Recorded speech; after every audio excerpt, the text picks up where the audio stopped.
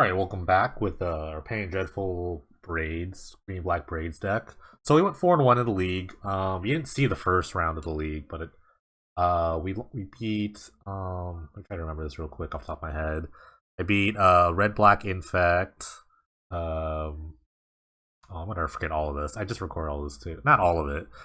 I lost to Recorder Dragon. I beat like a post deck. I can't remember. Honestly, I can't remember. I just watched the videos. You should be watching the videos already.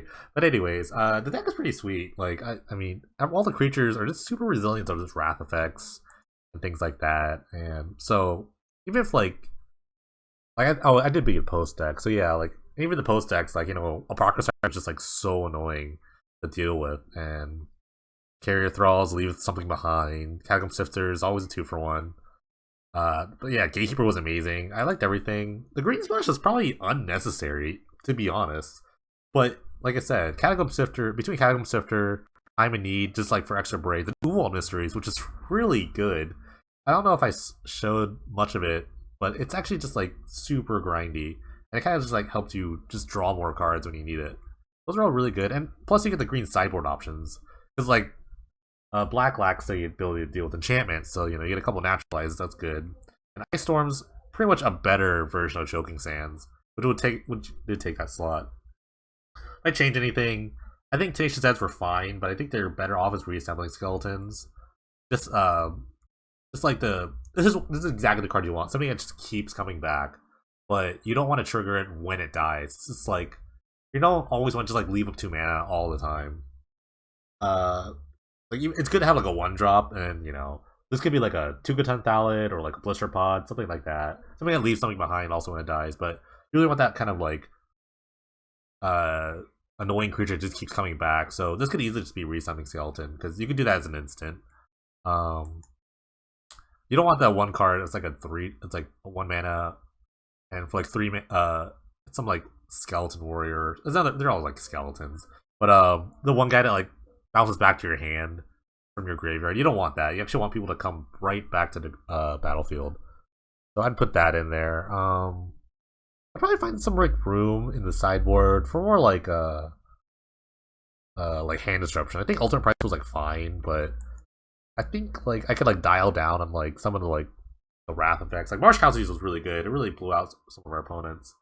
I think we played against Elves. I think in like round 1 I played against Elves, which you didn't see, but our opponent just like threw 8 things on the field. It's like, wow, how am I Alder of Valsh's gonna beat this? Well, Marsh Casualties does that. So, and that's like one of the deck struggles. Like, if they have a bigger board than you, then your Braids are much worse. They get to sack more things than you. So, you need some sort of like sweeper that doesn't kill you on your end. So that's what Marsh Casualties does. So, I got some of those. Stain of Mind was pretty good. Like I said, it's probably just a better Remorse side. You can cast on turn 3 with Tenacious Dead.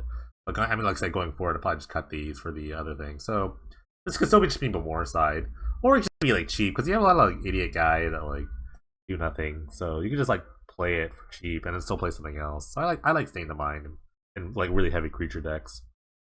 But yeah, thanks for watching. Like, if you want to take the deck for a spin, I highly recommend it.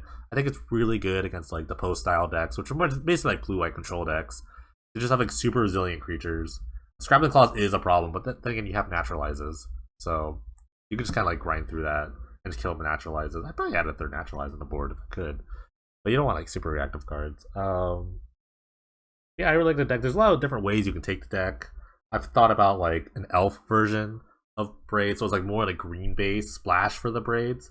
So you have a bunch of like elves. Like I said, you want a bigger board than your opponent, so you can play like the elf that makes black. I think Elves of Deep Shadow, and just other different like elf style things, like elf token making things, and just drop a Braids, and then you just slowly kind of grind them out, with the Braids, and you're just growing your army of elves. Well, excuse me, while the Braids eats their board. So yeah, that could be good. But I really like what I have going on here. I like the mono, quote unquote, mono black version with green. I think Time of Need is not necessary, but I would like to expand this. Like I said, I want to try like Saver again. There's also like a 2-drop legendary creature. I think it's like Kiku, Knight's Flower, which like it's like an assassin. That could be okay.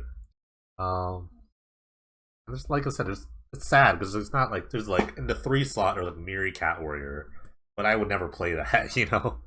So, but yeah, like I said, thanks for watching. If you want to, I highly recommend the deck. It's a lot of fun.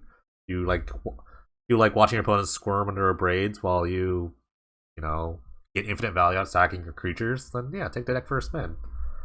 But otherwise, you know, have a good night or day whenever you're watching this. Thanks a lot.